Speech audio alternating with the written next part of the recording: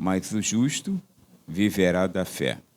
Pai, em nome de Jesus, esta é a palavra que é escolhida e lida neste momento aos nossos ouvidos. Mas que acredito, ó Pai querido, que o teu bondoso Espírito Santo a aplicará aos nossos corações segundo a tua necessidade, ó Pai. Então, dá-nos a revelação que for necessária para este momento, pois precisamos da edificação, exortação e consolação. Assim te peço agradecido, em o nome de Jesus. Amém. Se assenta, irmãos.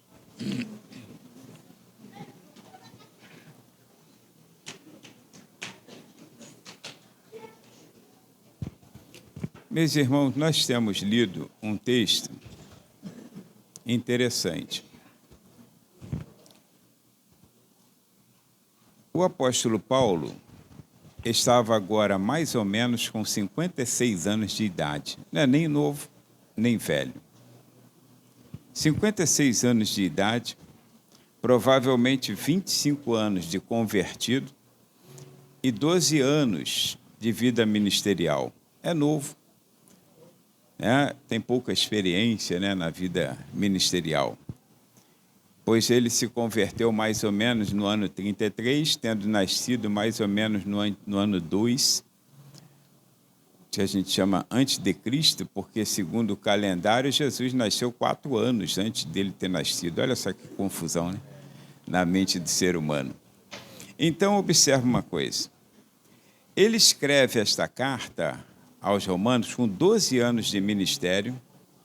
Ele já tinha pregado em várias partes do mundo de então, e fundado várias igrejas em vários lugares. Paulo não foi uma pessoa que fundou igreja e pastoreou igreja, não. Ele foi um missionário, um plantador de igreja. Aliás, o nome, o título apóstolo é missionário, aquele que é enviado com uma missão. Hoje não, ficou título para que alguém possa ficar acima do pastor e ficar na igreja ali, dirigindo a igreja, mas naquela ocasião não. Apóstolo era uma pessoa enviado com uma missão. Então Jesus chamou 12 discípulos, preparou os 12 e os tornou apóstolos, ou seja, missionários. Eles são plantadores de igreja. Esses apóstolos plantaram igreja, como os missionários hoje que nós assim nomeamos, são plantadores de igreja. E Paulo plantou igreja também em Roma. Agora ele escreve esta carta à igreja de Roma e ele então diz para a igreja, assegura, afirma que ele não se envergonha do evangelho de Jesus Cristo.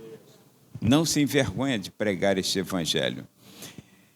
Devemos, irmãos, pregar o evangelho de Cristo sem se envergonhar dele.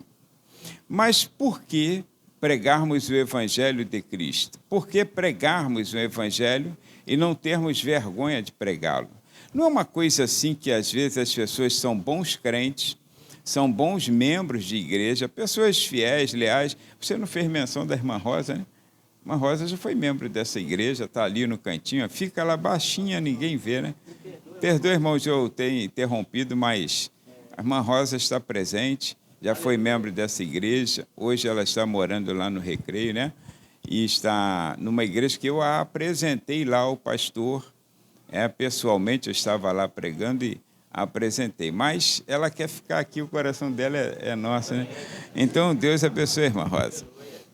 Irmãos, então voltando aqui a esta palavra, é interessante como ele fala, porque ele afirma, e nós temos, às vezes as pessoas são envergonhadas, são tímidas, são pessoas tímidas, e ficam até assim meio receosas de pregarem o evangelho a um colega, a uma pessoa lá no trabalho, ou na estação de um trem, ou num banco. Não tem problema ser tímido, não é nenhum pecado, Quando a Bíblia fala dos tímidos ficarem de fora, lá em Apocalipse, não está fazendo referência a pessoas que são assim, um pouquinho acanhadas, ou que são mais na sua e não gostam de ser extrovertidas, são mais introvertidas, não está fazendo referência.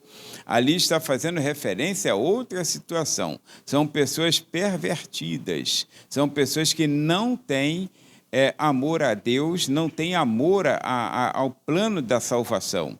Então, esses tímidos são pessoas, na verdade, que estão negligenciando aquilo que lhes é dado de graça, como é a graça de Deus para cada pessoa.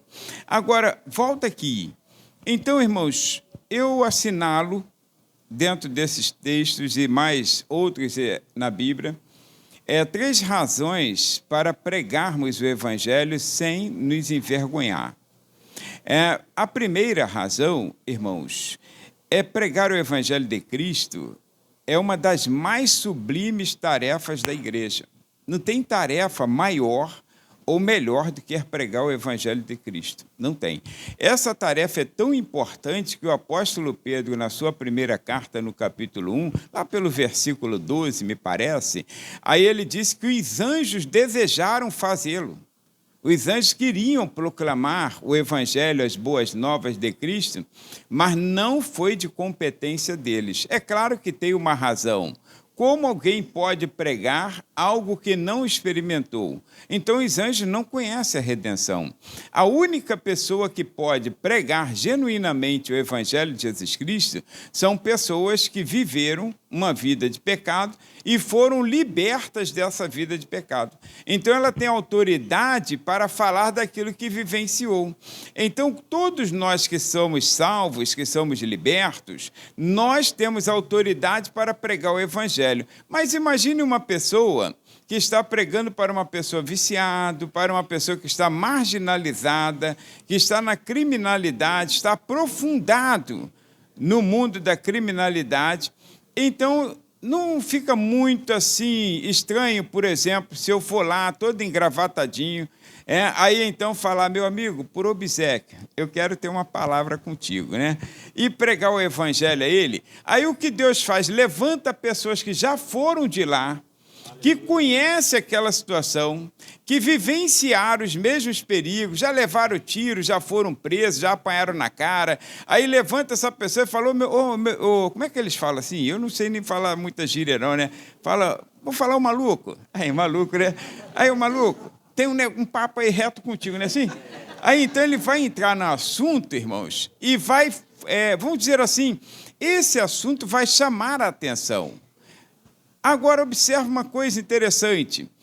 Não importa a forma como você se pronuncia, desde que ela seja respeitosa, mas o mais importante é você saber que o Evangelho de Cristo é a mais sublime tarefa dada à igreja, ao ser humano, que pertence à Igreja de Jesus Cristo. Em Atos capítulo 1, versículo de número 8, diz-nos que temos a garantia de Deus para realizar esta tarefa.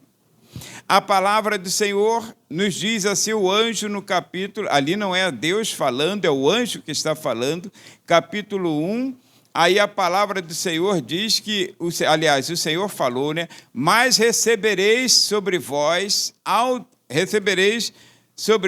é que eu falo uma versão aqui, mas recebereis o poder do Espírito Santo que há de vir sobre vós. Então, quando nós fomos nomeados pela salvação, pela graça, qualquer um dos irmãos que tenham crido em Jesus Cristo e é salvo, porque a palavra de Deus aos Romanos, capítulo 5, versículo 10, diz que aquele que creu no coração, ele está salvo. Confessou com a boca que Cristo é o Senhor, creu no seu coração, logo é salvo.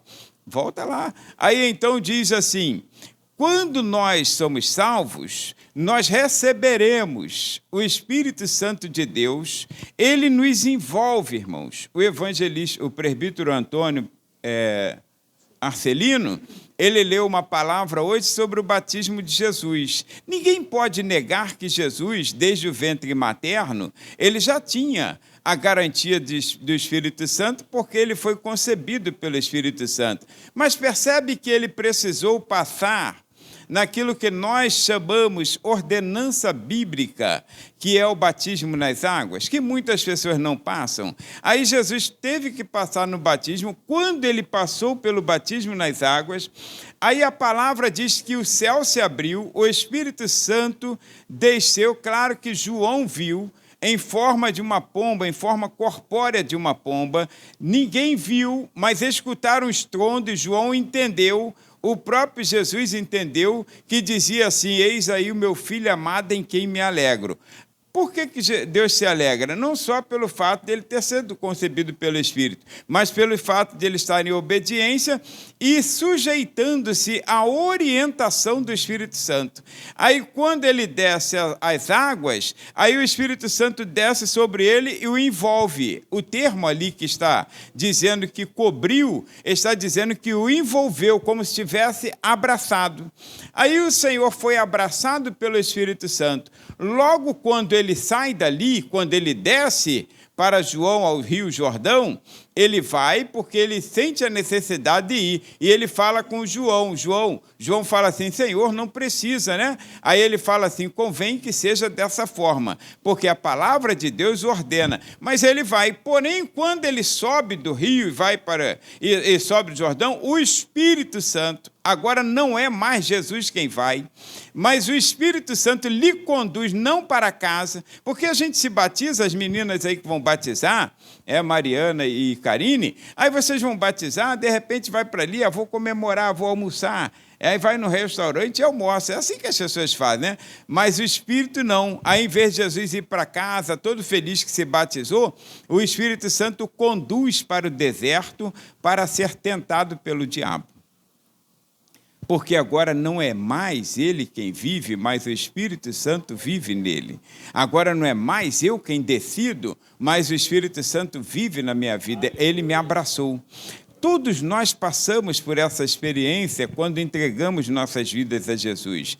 Mas quando você entende que você foi chamado com uma missão, que lhe é atribuído uma tarefa não apenas de ser crente, não apenas de ter um nome escrito no hall da igreja, da secretaria de membros da igreja, não. Você foi, aí então o Espírito Santo desce sobre você.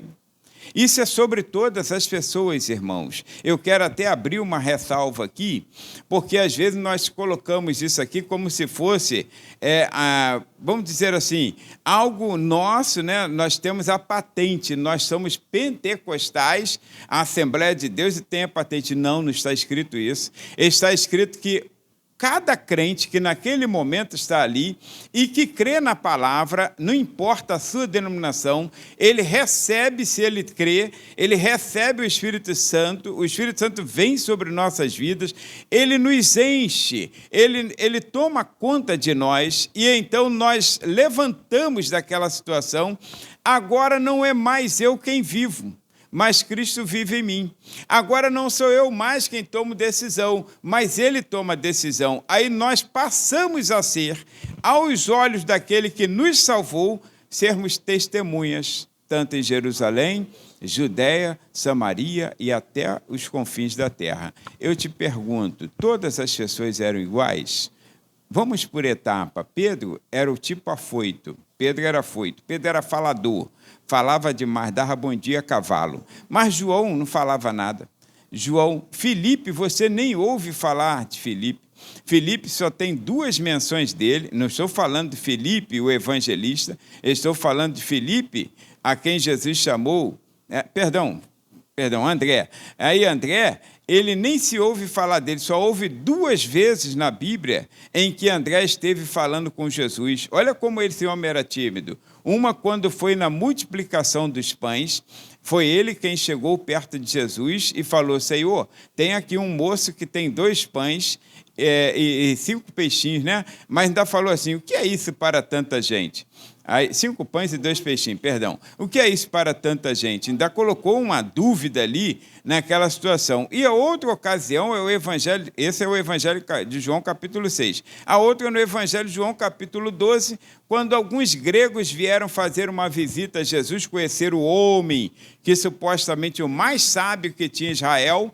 Aí, então, os gregos vieram para conhecer a sua sabedoria. Foi André que foi até Jesus e falou, tem uns gregos aí que vieram te ver.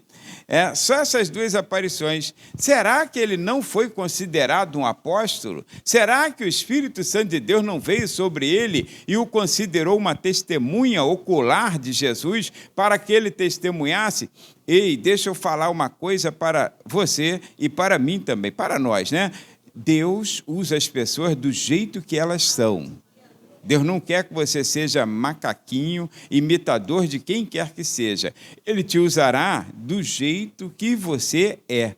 E quando diz a palavra aqui, é Ele quem nos envolve. E Ele nos envolvendo, Ele nos dá a capacitação de nós, então, ministrarmos a palavra de Deus. Não importa hoje. Tem pessoas, irmãos, que serão usadas por Deus de uma maneira mais afoita, e tem pessoas que serão usadas por Deus de uma maneira mais assim, escondida, sorrateira, o que nós chamamos nos bastidores, mas todas elas são usadas por Deus. O importante é ser usado por Deus. Agora observa, se pregar o Evangelho de Cristo é importante para nós, porque é mais sublime de todas as tarefas, aí dentro desse assunto que eu estou trazendo aqui, não importa o teu caráter, o teu jeito de ser, tua individualidade moral, por exemplo, né? Que você, eu não gosto de público, eu não gosto de falar. Tem pessoas que só em pensar em ganhar uma oportunidade aqui à frente, ela já fica tremendo na base, né? E tem outros que, se deixar, ela fala a noite toda. Eu não conheço gente assim, mas vocês conhecem, né? Então, mas o que acontece? Irmãos, seja esse evangelho pregado em massa ou pessoal, porque o evangelismo, que é essa pregação do evangelho, ele se divide assim. Nós dividimos o evangelismo em massa e evangelismo pessoal, evangelismo cultural e transcultural. Então, seja ele em massa ou pessoal, que às vezes você nunca vai pregar para as pessoas quando tem um grupo te ouvindo, mas você vai falar com essa pessoa normalmente, vai conversar com essa pessoa normalmente. Aliás, a pregação, de onde nós falamos estudar a disciplina chamada homilética, a pregação vem de homilia, e homilia é uma conversação. Agora que o neopentecostalismo, aí mudou um pouquinho, né? As pessoas têm que ficar, recebe aí, movimenta, irmão, levanta a mão da glória, desabaixa, o cara nem sabe mais o que faz. É uma brincadeira de levanta e senta, né? Aí ele não sabe mais o que faz. Não. Agora, mas a pregação é uma homilia, é uma conversação.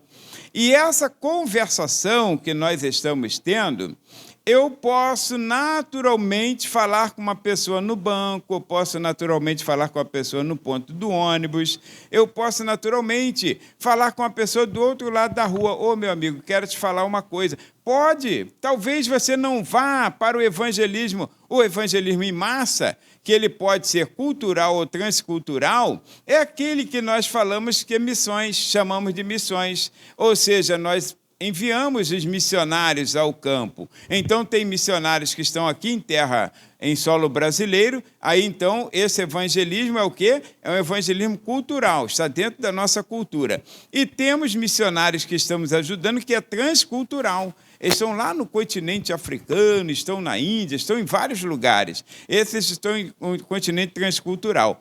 Agora, não importa se é cultural ou transcultural, não importa se é urbano, se é urbano ou nacional, não importa se é apenas evangelismo pessoal ou em massa, irmãos, qualquer um tem a condição de chegar para um chinês e falar assim, abre o teu olho, Jesus está voltando. Ou não tem?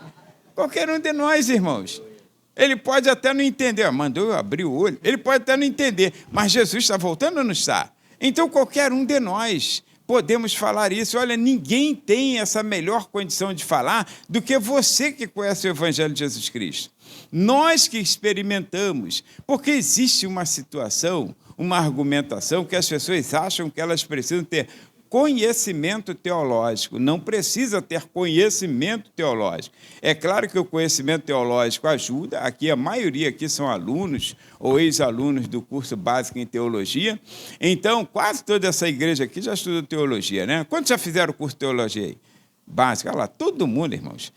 Então, olha, alguns ainda estão. Irmãos, é muito importante esse conhecimento. Só que esse conhecimento não é o fundamental para se pregar o Evangelho. Para pregar o Evangelho, você precisa ser crente, ser salvo em Cristo Jesus, ter convicção que teu nome está escrito no livro da vida do Cordeiro. Por quê? Porque o Evangelho genuíno se prega com aquilo que você vive.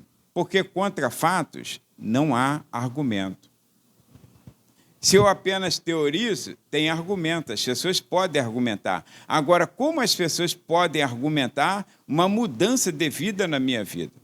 Não tem argumento. Elas têm que se calar, elas têm que ouvir. E Deus, quando nos chama, é uma coisa interessante, irmãos, porque Ele tem metodologia para chamar as pessoas e Ele usa as pessoas à moda de como Ele quer. Nós temos um exemplo na Bíblia, no capítulo 8 do livro de Atos, que Deus levantou um diácono, podia ter levantado qualquer outra pessoa, agora sim que é Filipe, né? Aí levantou um diácono chamado Filipe e disse assim: Filipe, aparelha-te aquele carro. Estava passando uma carruagem, estava passando um carro de alguém que era um ministro de uma rainha da Etiópia. Olha como o evangelho se expande. O camarada estava indo para a Etiópia, ele veio para Jerusalém, estava indo embora, e estava na carruagem dele, na comitiva. O Senhor mandou, o Espírito Santo de Deus mandou ele se aparelhar o carro. Ele se aparelhou e ele ia correndo, ele não subiu no carro, ele ia correndo ao lado do carro. Engraçado que quando Deus garante, ninguém pode mexer, porque ele é um oficial, ele tem guarda-costas, ele é um oficial de uma rainha. E ele tem guarda-costas, e ninguém mexeu com Filipe. E Filipe vai lá correndo, ao lado do carro, e o camarada está lendo. Aí Filipe dá uma esquicada assim, vê. Aí, o que é que tu está lendo? Aí ele falou: estou lendo aqui o profeta Isaías. Mas eu não estou... Está entendendo? Não estou entendendo. Como eu vou entender se não há quem me explique? Aí ele falou: sobe aqui. Aí Filipe subiu. Aí explicou. Logo à frente, o camarada entendeu o plano da salvação, mandou parar o carro, batizou, seguiu viagem, Filipe voltou. Agora, irmãos, não parece assim uma ordem absurda? Pensa que eu já li um testemunho, você talvez já tenha lido também, que muitos anos atrás dizem que aconteceu, eu acredito que possa ter acontecido, que o Senhor levantou um homem salvo, tem que ter convicção, e o Espírito Santo de Deus é quem conduz. E ele o levou para um determinado lugar. Ele sabia que estava indo na direção de Deus, mas quando chegou a um determinado lugar, não tinha nada senão uma casa velha no meio do nada. Aí o Espírito do Senhor falou para ele: prega para essa casa velha. Aí ele ficou achando, estou meio maluco, né? Mas aí o Espírito de Deus falou: prega para essa casa velha. Aí ele começou a pregar. Casa velha, eu tenho um recado de Deus para você nessa tarde. E começou a pregar para a casa velha, igual estava pregando para a gente. Aí o Espírito de Deus falou: faz o apelo à casa velha. Tem coisas que parece que é doideira, irmãos, mas é coisa de Deus, e coisa de crente é tudo coisa de doido, já percebeu? Deus chama as coisas loucas deste mundo para confundir as sábias. Aí, então, ele fez o apelo à casa velha. Quando ele faz apelo à casa velha, que a casa velha tem que se entregar a Jesus, aí, então, vem um homem lá com as duas mãos levantadas, chorando, e se ajoelha. Um homem criminoso, procurado pela polícia. Olha o apelido do camarada: Casa Velha. Deus sabe ou não sabe o que faz? Deus sabe o que faz, irmãos. Às vezes nós não entendemos os projetos de Deus, mas Ele tem planos e nós não podemos questionar os seus planos. Os planos de Deus são diferentes dos nossos. Deus tem nesse momento em que você está aqui, às vezes você pensa: não é possível que Deus esteja me direcionando a isso. Existe alguém do outro lado que está necessitado de ouvir uma palavra de Deus. de ouvir uma palavra de Deus. E às vezes você não entende como Deus quer trabalhar. O próprio apóstolo Paulo tem casos na Bíblia em que ele sentiu uma necessidade tremenda de pregar o evangelho no Oriente. E o Senhor falou: não, Paulo, você não vai. O Espírito Santo de Deus, está escrito, o Espírito Santo de Deus me impediu. Aí depois ele teve uma revelação, tipo um sonho, que alguém da Macedônia, que é na Europa, aí então tem um sonho dizendo assim: passa para a Macedônia e vem nos ajudar. Aí ele entendeu que o Espírito Santo de Deus estava enviando para lá. Quando envia para lá, e ele tem o primeiro contato com uma oriental, aí ele prega, ela se entrega a Jesus, e o evangelho chega no Oriente. Deus sabe ou não sabe o que está fazendo? Não importa se o evangelismo é pessoal ou se o evangelismo é em massa. Você pode ser útil ao reino de Deus, você pode evangelizar, pode não ter vergonha. Às vezes você não sabe o quanto você pode ser um instrumento de Deus na vida de alguém. Parece que não, né? Parece que só quem prega em massa é que tem valor. Irmãos, você não tem noção, e às vezes nunca vai saber nessa terra, de quantas pessoas se converteram através da sua vida, por entregar, às vezes, sem palavras nenhuma, entregar uma literatura, um folheto, um livro, dar de presente a alguém uma Bíblia, como o caso dos Gideões internacionais, citaram aqui testemunhos de Bíblias que foram entregues, de pessoas que leram a Bíblia no motel, que leram em um hotel, que leram no presídio, apenas ler a palavra de Deus e encontrar o caminho da salvação. Você sabe, todo mundo hoje tem uma Bíblia, e a maioria dessas Bíblias que você tem aí está escrita assim, traduzida por João Ferreira, não é assim? De Almeida. Traduzida por João Ferreira de Almeida. Você sabe como João Ferreira de Almeida se converteu ao Evangelho de Jesus Cristo? Ele, passando na rua, agarrou um papel no sapato dele. E você sabe, quando agarra um papel, a gente fica indignado. Ele está lá embaixo, irmão. Eu não sei nem como que a gente sente, porque está embaixo da sola, mas não dá um incômodo tremendo? Aí, então, aquele incômodo, ele tentando tirar e não conseguia, aí ele foi, levantou o pezinho e tirou, e tinha um folheto escrito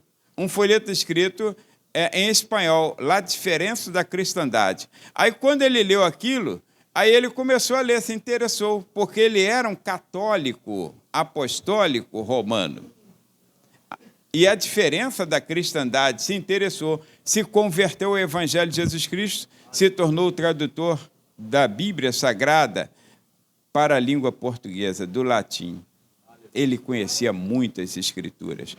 Então, olha, quem é que jogou aquele folheto, ou quem entregou o folheto? Não jogou, entregou alguém jogou fora, e esse folheto caiu na mão de João Ferreira de Almeida, se converteu ao Evangelho. Para quem vai o crédito para efeito de receber galardão?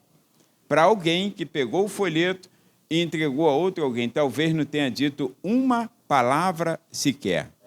Pode livrar uma pessoa do suicídio, pode livrar uma pessoa de cometer um homicídio, pode livrar uma pessoa de cometer o ato da prostituição, enfim, várias situações podem acontecer porque alguém resolveu pregar o Evangelho de Jesus Cristo. É a tarefa mais sublime que a igreja tem. Não é fazer culto, não é fazer show, não é ajuntar multidões, negativo. É pregar o Evangelho a toda criatura. E você pode, e eu posso. Você deve, e eu devo. Agora, irmãos, olha a segunda razão que o apóstolo Paulo fala enfaticamente, que eu não me envergonho do Evangelho de Jesus Cristo. Aí sim, é a razão que ele dá para nós, né? A segunda, irmão, é pregar o Evangelho de Cristo nos torna a esperança do mundo. Todo mundo fala, o mundo está perdido. Todo mundo fala, irmãos, o mundo está perdido. Isso aqui é algo que todo mundo está convicto. Olha, o mundo está perdido, o mundo está doido, está pirado, né? Agora, irmãos, pregar o Evangelho de Jesus Cristo nos torna a esperança do mundo. Olha o que ele falou. Sim, agora são os versículos 16 e 17 que nós lemos inicialmente, de Romanos capítulo 1. Aí o apóstolo Paulo falou que ele não se envergonhava do Evangelho de Jesus Cristo, primeiro, porque é o poder de Deus, são boas novas. Evangelho é bom, significa boas novas, né? Apesar de a revelação máxima estar em Cristo Jesus, ou seja, no que nós chamamos Novo Testamento, mas em Gálatas capítulo 3, versículo 8, o apóstolo Paulo escrevendo, ele disse que Deus primeiro evangelizou Abraão, lá atrás, irmãos. Olha lá, Deus primeiro anunciou primeiro o evangelho a Abraão. As boas novas de salvação foi falada a Abraão, olha só. E Abraão foi um evangelista. Lembra que a palavra diz que Deus o chamou e disse assim, Abraão, tu sai da tua terra, do meio da tua parentela, vai para uma terra que eu te mostrarei. Olha a loucura de Deus, né? Vai para uma terra que eu te mostrarei. E Abraão saiu sem saber para onde ia, mas sabia com quem ia. E Deus anunciou primeiro o evangelho e disse, em ti todas as nações serão benditas. Irmãos, Deus anunciou o evangelho de lá para cá. O evangelho, então, foi pregado no Antigo Testamento com fundamentação de salvação no Cristo que haveria de vir e se comportar como o Cordeiro de Deus que tira o pecado do mundo, como João apresentou em João 1,29. Agora, a partir do Calvário, aí então o Evangelho está sendo anunciado pelo Cristo que já veio, como o Cordeiro de Deus que tira o pecado do mundo. Então, nós estamos falando de um Cristo que já morreu pelos nossos pecados. Abraão falava de um Cristo que ia morrer pelos seus pecados. Agora, observe, irmãos, não importando se lá ou cá, o que importa aqui, olha, são as boas novas de Jesus Cristo. Evangelhos são boas novas de Jesus Cristo. O que está acontecendo? Que a tarefa inacabada chamada missões, que é a evangelização mundial, e o que a igreja hoje não está conseguindo cumprir, o ide de Jesus, de Mateus capítulo 28, é simplesmente porque nós perdemos de vista os nossos objetivos. Hoje, irmãos, um grande número de pessoas, elas estão pensando na igreja e vendo a igreja apenas como uma aglomeração. Aglomeração, ou seja, é um montão de crentes junto, é um depósito de crente. E Deus não vê a igreja como depósito de crente. Deus vê a igreja que cada pessoa salva é um missionário e cada pessoa não salva é um campo missionário. Deus vê que cada pessoa que tem a Cristo no coração, que já entregou a sua vida a Cristo, tem a responsabilidade de dizer para o que não tem, para que ele tenha Cristo também.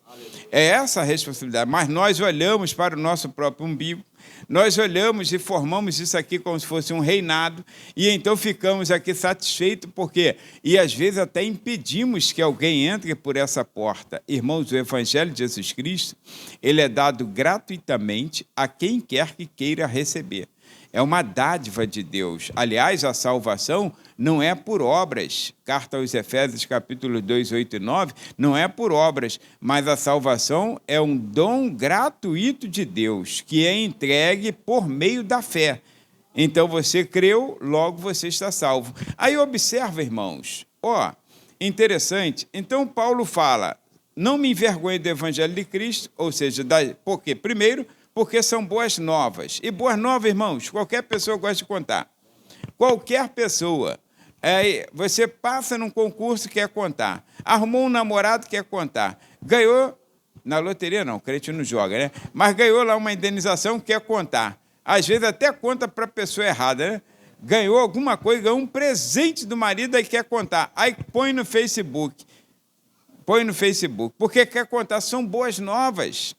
São boas novas, todo mundo quer contar. Olha, e o Evangelho de Jesus Cristo, irmãos, são boas novas, você deve contar. Deve falar o que Cristo fez na sua vida. Olha a tua vida, olha o diferencial. Ou você não vê diferença na sua vida, uma diferença para melhor. Você antes pecava, hoje ainda peca, né? Mas tinha a prática do pecado como modos de vida. Você antes bebia, fumava, xingava, adulterava, se prostituía, traía mulher, traía homem, ou seja, fazia coisas indevidas. Hoje você mudou o teu comportamento, você consegue ser uma pessoa fiel nos relacionamentos interpessoais, você consegue ser fiel a si mesmo, Você consegue ser fiel a Deus. Então mudou muito a sua vida. Isso é coisa que você precisa falar para os outros. Não precisa dar detalhes, não. O problema é que às vezes a pessoa vem aqui na frente e quer falar, antes eu fazia, acontecia. Teve uma vez um menino pregando lá em Cabuícho, quando eu estava lá. A Graça deve lembrar disso, talvez, né? Eu estava lá, não sei se ela estava no culto, mas aí o menino pregando, aí ele falou, eu cheguei em casa, falei, mãe, agora eu sou uma nova criatura, não saio mais com a mulher do vizinho. Olha só, se alguém precisava saber disso, se o vizinho está ali, olha a confusão feita. Olha a confusão feita. O vizinho ia falar, será que sou eu? Porque às vezes o cara já está desconfiado. Irmão, tem coisas que você não precisa contar. Pecou, errou, se arrependeu. Larga aquilo de canto, irmãos. Larga aquilo lá na lixeira e vive a tua vida aqui para frente. Não fica fuçando onde não deve. Então, a tua vida é daqui para frente. Olha, aí o que diz? São boas novas, quer dizer, é o Evangelho. É o poder de Deus para a salvação. Irmãos, escuta uma coisa. O Evangelho de Jesus Cristo, nós é que complicamos a pregação do Evangelho. Nós é que complicamos. Os pregadores complicam a pregação do Evangelho. O Evangelho de Cristo é o poder de Deus revelado para a salvação. O apóstolo Paulo chamou o jovem Timóteo. Timóteo tem 25 anos de idade. Paulo agora tem seus 62, mais ou menos, já está perto de morrer. Paulo morreu novo, né? Mas morreu porque combateu o bom combate. Então, não foi por doença, foi porque o Senhor permitiu que fosse assim. Aí, então, ele chama o jovem Timóteo, pastor, agora, que está começando, né, o seu ministério, e ele fala assim, Timóteo, prega a palavra. Prega a palavra, ou seja, se preocupe em pregar a palavra. Isso vale para o púlpito da igreja, para nós que aqui estamos, e vale para qualquer um de nós fora do púlpito da igreja. Prega a palavra. Nada de ficar contando historinha, irmãos. Prega a palavra. Por quê? A palavra de Deus, irmãos, é o poder. A palavra tem poder. A palavra de Deus, ela tem poder para mudar vida. A palavra, quando cai no coração, ela muda a vida. Você percebe que Jesus estava dando um sermão dentro da casa de Mateus, capítulo 11 do Evangelho segundo Mateus. Jesus estava dentro da casa de Mateus e Jesus estava só dando o sermão. Quando ele dava o sermão, aí sim ele falou, vinde a mim, todos estáis cansados, oprimidos, sobrecarregados, e eu vos aliviarei. Ali houve resultados daquela palavra pregada. Quando ele entrou na casa de Zaqueu, a gente nem sabe exatamente qual era o sermão que Jesus estava pregando. Mas Jesus, na conversação, na homilia, aí logo Zaqueu levanta-se e fala, Senhor, se em alguma coisa eu tenho defraudado alguém, ou seja, se eu tenho cometido a injustiça contra alguém, eu vou restituir 4 vezes mais, segundo a lei de Moisés. Então, observa como a palavra simples pregada, por isso que diz, conhecereis a verdade, e a verdade vos libertará. Então, quando a palavra vem ao nosso coração, não precisa ninguém ameaçar. Ninguém. A palavra cai no nosso coração e nós mesmos mudamos o nosso comportamento. Gera um temor de Deus. Gera um cuidado que temos para com Deus. Então, observa. Então, Paulo não se envergonha porque é o poder de Deus revelado para a salvação. Irmãos, prega a palavra. Você não tem a função, não foi dada a ninguém aqui na terra a função de salvar ou de convencer pessoas do Evangelho. Não foi dado. O camarada fica, você precisa entregar Jesus, você precisa ir para a igreja. Você toma vergonha nessa cara, você já está passando a hora. Não, irmãos, prega a palavra. E a palavra ela é pregada por meio daquilo que professamos com os nossos lábios e principalmente por meio daquilo que vivemos. A nossa vida, o nosso comportamento, a nossa ética cristã fala mais alto do que as nossas palavras. Então, as pessoas precisam ver em nós honestidade, as pessoas precisam ver em nós hombridade, pessoas precisam ver em nós caráter ilibado. Ou seja, o crente tem uma palavra que é sim, é sim, é não. Qualquer coisa que é duvidoso na vida do crente é procedência maligna. Aí as pessoas falam assim, quando eu tiver que ser crente, quero ser crente assim. Não é porque você é mais santo do que quem quer que seja, não usa roupas diferenciadas, mas é por causa da tua postura, porque a palavra já te transformou e o Espírito Santo, pela tua vida, convence aquela pessoa, que é a palavra de Deus também partilhada com ele. Agora, irmãos, observe uma coisa interessante. Paulo ainda fala que ele não tem vergonha do Evangelho porque é a revelação da justiça de Deus. Ele fala, para a salvação de todo aquele que crê. Olha, primeiro do judeu e também do grego. Por que essa expressão?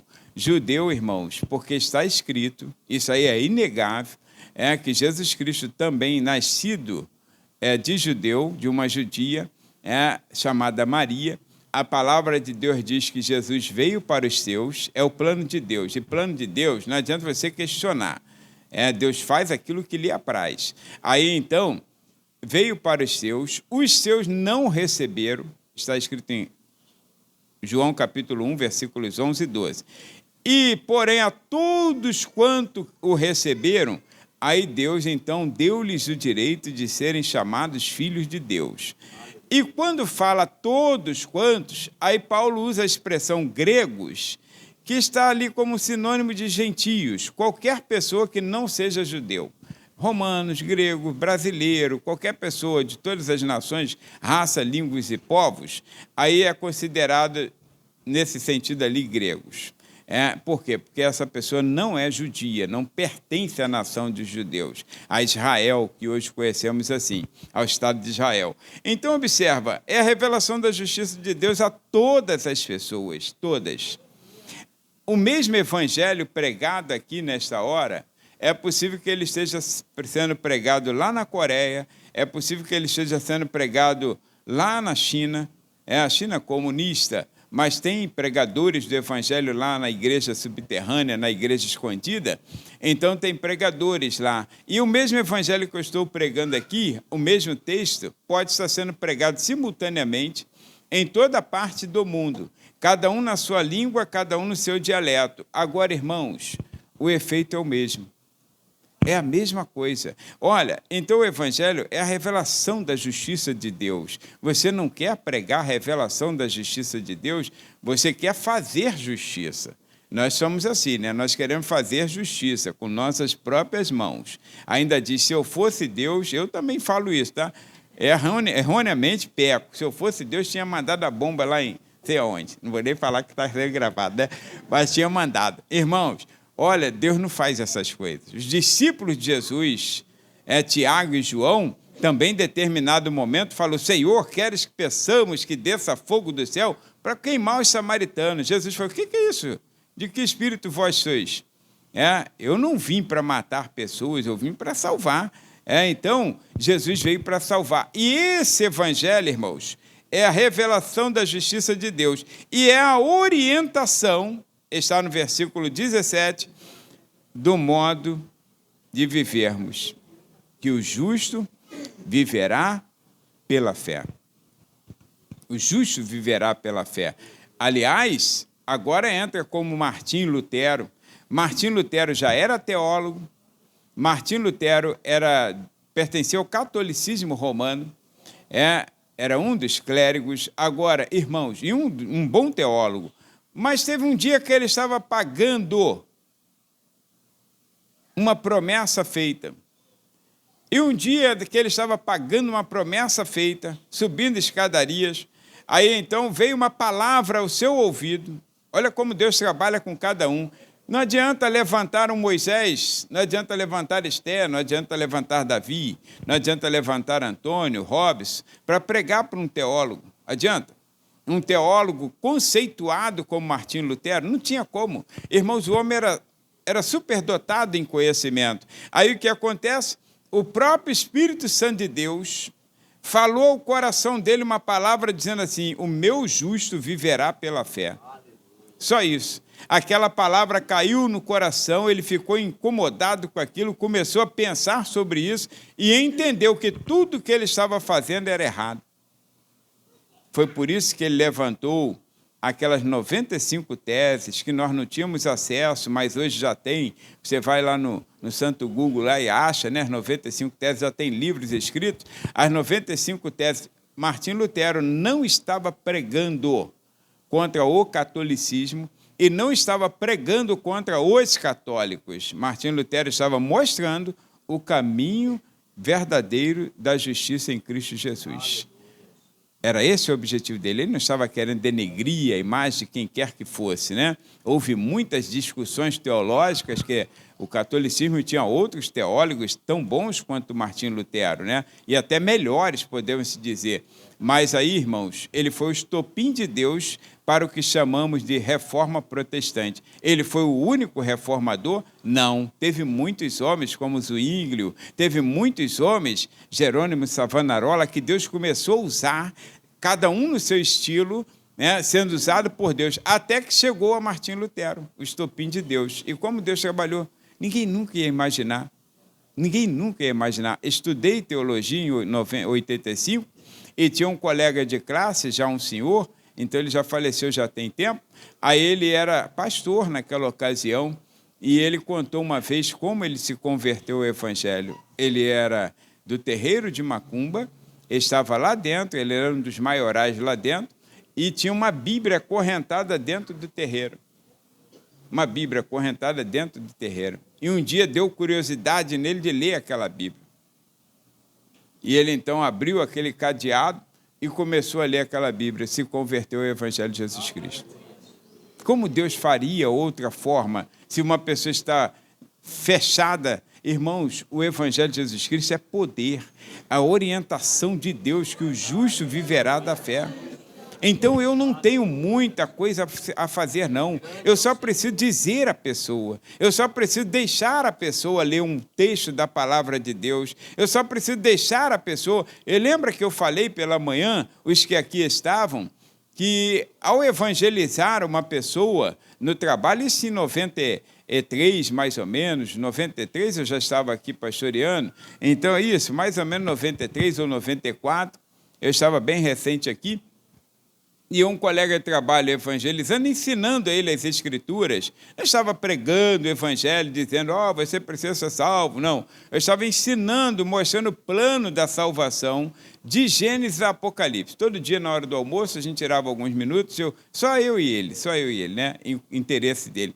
Quando ele se converteu, a esposa dele, para se converter, ela proibiu ele de ir à igreja.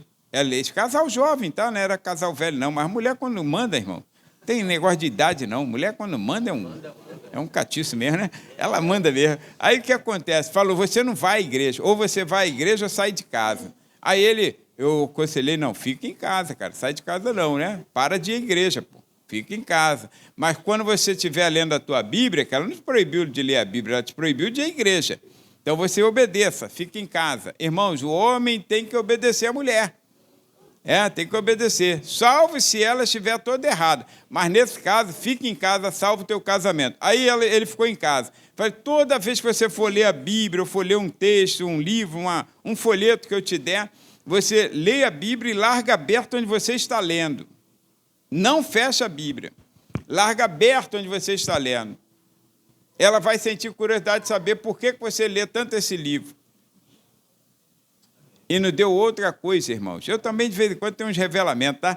Então, aí ele deu outra coisa. Ela se converteu ao Evangelho através da literatura ou da leitura que ela fazia sozinha. Ninguém pregou o Evangelho para ela.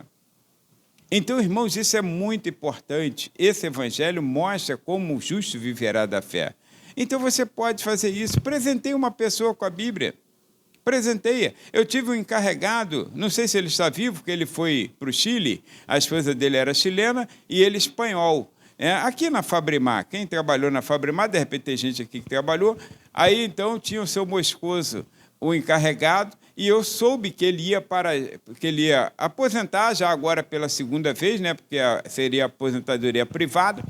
Aí, então, ele ia embora com a esposa para o Chile. Ele só estava esperando ela concluir o tempo de trabalho. E eu, então, junto com mais 2 colegas cristãos, 2 batistas que tinham lá, um do Jardim, ainda são batistas, né? Um que hoje está na Igreja Batista do Cobrex, onde eu já preguei, e outro em Jardim Paraíso, onde eu também já preguei, aqui em São João de Meriti. Aí surgiu uma ideia, falei, vamos dar uma Bíblia para ele, já que ele vai embora, que o homem, não, aquele homem não gosta de crente não, rapaz. Mas ele trata bem a gente, nós somos crentes. Vamos dar uma Bíblia a ele, ele vai embora mesmo, que prejuízo nós temos. Mandar embora a gente, ele não pode, ele já está saindo da empresa. Aí, então, tive uma ideia, comprei uma Bíblia bilíngue, comprei uma Bíblia espanhol-português. Espanhol-português. Aí compramos a Bíblia, aí eu escrevi uma dedicatória, aí bati na sala dele, aí falei, senhor Moscoso, eu queria falar com o senhor. Aí soube que o senhor está indo embora e tal. Aí ele, vou embora e tal, minha esposa é chilena, eu vou para o Chile, nós vamos ficar o resto da vida lá, se Deus quiser. Aí eu falei, então eu trouxe um presente aqui, ó, tem aqui meu nome, o nome do Zé, o nome do Eduardo Félix, que é o batista do Cobrex, o pai dele agora é pastor jubilado, e o José Antônio Moura, né?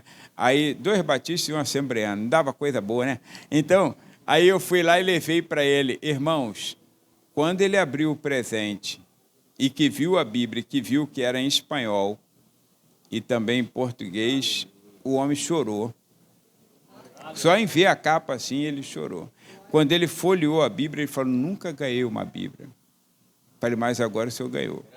E agora o senhor vai ter tempo de ler. Não sei se ele se converteu, porque ele foi embora para o Chile, mas eu tenho certeza que Deus trabalhou na vida dele.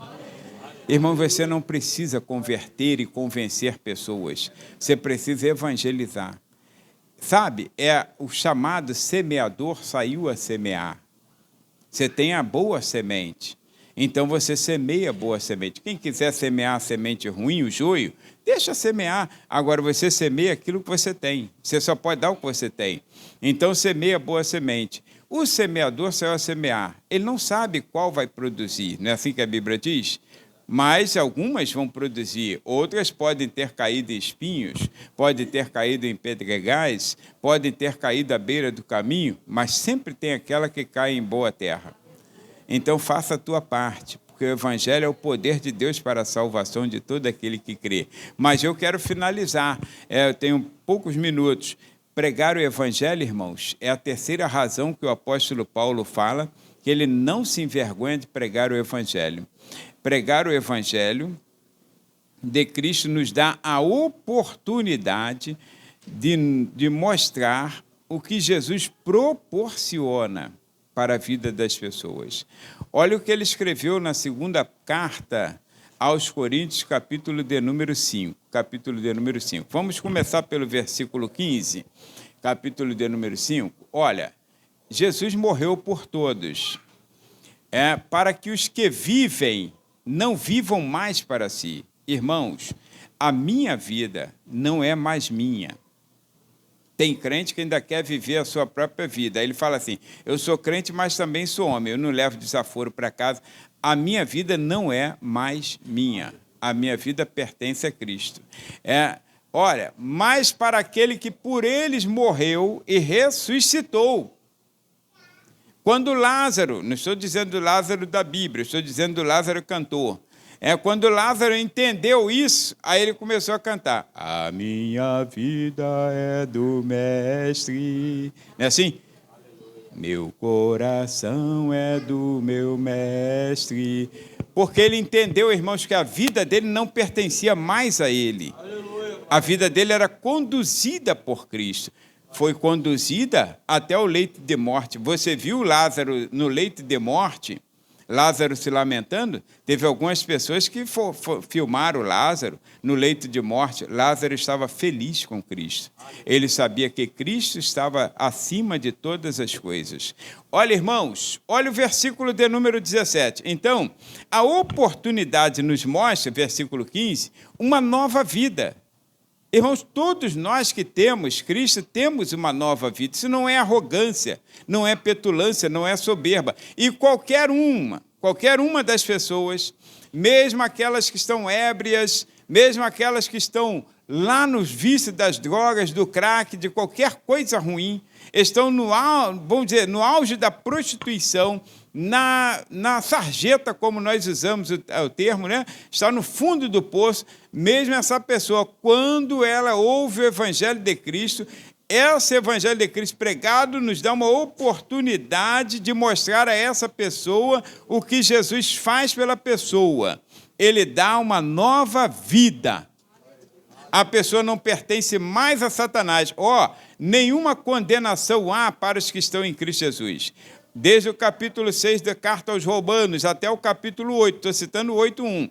Mas no capítulo 6, o pecado não tem mais domínio sobre a nossa vida. Não tem. Aí, por isso que o pregador Spurgeon dizia que o pecado é soberano até que a soberana graça de Deus o destrone. Enquanto a soberana graça de Deus não entra na vida, o cara xinga, o cara rouba, o cara mata, ele estupra, faz tudo que é coisa ruim. Ele é maligno. Agora, quando a graça de Deus entra na vida dele, o pecado pula fora e ele se torna uma nova criatura. E até a gente duvida. Fala, meu Deus, não é possível. Tenho medo dele ainda, né? Porque tem uns que dá medo, não tem? Ainda mais esses neopentecostais. O camarada está pregando lá, tá cheio de fogo, fazendo assim, ó, com a cara assim de bandido, como se estivesse apontando a arma. Quem já viu esse vídeo? Quem já viu? Não viu, não? Se tu vê, tu fica com medo, tu desliga a televisão, fala, bom, vou desligar porque ele pode estar aqui. Ele faz uma pose assim de bandido, assim, ó, com um olhar, irmãos, que dava medo. Falei, meu Deus, se eu encontro um camarada desse na rua, e ele, em nome de Cristo, fazendo aquilo, né?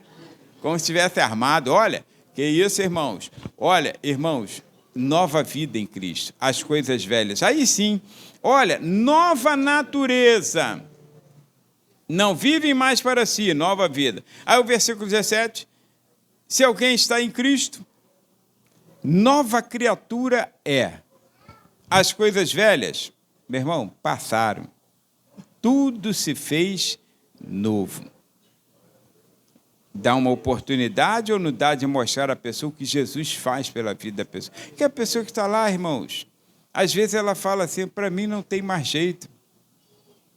Para mim, não tem mais jeito. Foi isso que eu digo, é isso que eu digo, que para eu falar para ele, é para falar, você nasceu no berço cristão, cara, você não viveu o que eu vivo. Satanás não estava nas tuas costas, mas aí leva uma pessoa que Satanás esteve nas costas, aqui eu não sei se teve alguém assim da vida torta, né? Que para a gente não interessa saber, mas tem gente aí que teve a vida torta, irmãos. Aí então leva uma pessoa dessa com a vida torta, se a pessoa que teve a vida torta ainda está com cara de vida torta, tem alguma coisa ainda que está restando desse demônio aí dentro, né? Tem que tirar esse demônio, porque, irmãos, a vida do cara se transforma, né, da pessoa. Aí, então, leva essa pessoa lá e ele fala assim, meu irmão, o que você está vivendo, eu já vivi. Quem já ouviu o testemunho do ex-Russão, pastor Sérgio, aqui da Vila Norma, aqui da Estrela d'Alva, né? Então, ex-Russão, pastor Sérgio, já pregou aqui uma ocasião. Ele não gosta nem que chame ele de Russão. Tem gente que ainda fala Russão. Não, é pastor Sérgio. Por quê? A vida do camarada foi transformada. Ele tem cara de crente, tem pinta de crente. Olha só, tu olha para ele, tu nunca vai dizer assim, pô, esse cara era bandido. Nunca vai dizer que ele era assassino. Mas era, irmãos. Agora, Cristo transformou a sua vida. É nova criatura, as coisas velhas se passaram. E tudo se fez novo. O Evangelho, irmão, dá a oportunidade de nós mostrarmos que Jesus nos torna assim, nos dá uma oportunidade de uma nova atitude. Olha o versículo 18 que o apóstolo Paulo fala. E tudo isso provém de Deus, que nos reconciliou consigo mesmo por Jesus Cristo e nos deu o ministério da reconciliação. Tem crente, irmãos, que não se reconcilia com a pessoa. Tem crente que vive de mal. Não, meu santo não cruza com o dele. Que expressão é essa, irmão? Irmãos, você tem um ministério da reconciliação. Isso não quer dizer, nunca quer dizer que é para encobrir pecado. Não quer dizer para encobrir pecado. Não, vou acobertar porque eu tenho um ministério da reconciliação. Não, a disciplina na igreja é algo necessário. A disciplina precisa ter. A disciplina precisa ter nas suas 3 modalidades. Ela pode ser uma disciplina exortativa, aí eu já estou aproveitando agora para te dar essa disciplina exortativa. Anda direito, fica firme aí com Cristo, né? Uma disciplina exortativa. A disciplina, ela pode ser uma disciplina corretiva. Já ouviu falar de ir no geladinho, no gabinete do pastor? Aí ali ele leva uma disciplina corretiva. Não, meu filho, você vai ficar suspenso, você hoje não vai cantar, não vai tocar bateria, você não vai ficar na porta, senta aí no teu canto aí, que você vacilou, então vai, é corretiva. E a disciplina, ela pode ser cirúrgica, que o pastor fala, meu filho, não tem mais jeito, vou ter que te excluir do rol de membro da igreja. Você está dando mau testemunho. Exclui mesmo, irmão. Exclui, porque não pode, a igreja não pode dar mau testemunho. A igreja tem um nome a zelar, o nome de Cristo. Nós carregamos o nome de Cristo. Então, existem essas 3 modalidades de disciplina. Agora, o Ministério da Reconciliação, porta aberta, irmãos. Deixa a pessoa voltar para Cristo, deixa a pessoa entrar. Nada de banir pessoas que você não gosta da pessoa. Não, deixa a pessoa chegar até Cristo. Os fariseus que faziam isso, impediam que pessoas entrassem. Agora, também o Evangelho, nos versículos 20 e 21, seguinte, o Evangelho de Cristo, irmãos, pregado, proporciona uma nova posição. Olha só, de sorte que somos embaixadores da parte de Cristo. Embaixadores. Ou seja, representantes do reino de Deus aqui na terra. Pensa numa coisa alta, irmãos. Por isso que Billy Graham viveu a vida toda como evangelista. Morreu com 100 anos, 101, né? Não sei, 100 anos. Aí Billy Graham morreu agora recente, 100 anos. Então, olha, irmãos, ele foi convidado para ser candidato à presidência da República dos Estados Unidos da América. E ele disse assim, como eu me rebaixaria se Cristo já me fez embaixador do reino dele? Pensa numa coisa grande, você é representante do reino de Deus aqui na terra. Olha, Cristo te transformou, te colocou nessa posição, como se Deus por nós rogasse. Aí rogamos-vos, pois, da parte de Cristo, que vos reconcilieis com Deus. Versículo 21, diz assim, nós terminamos. Aquele que não conheceu o pecado, o próprio Cristo, o fez pecado por nós. Deus não conheceu o pecado, Cristo não conheceu o pecado, mas o fez pecado por nós, para que nele, ou seja, em Cristo, fôssemos feitos justiça de Deus. A justiça de Deus está na terra, é a igreja. A igreja é a vara de disciplina para este mundo. A igreja é a porta aberta para a entrada do céu. Deus abençoe, tenha uma ótima noite, fique de pé, vamos orar, vem aqui à frente.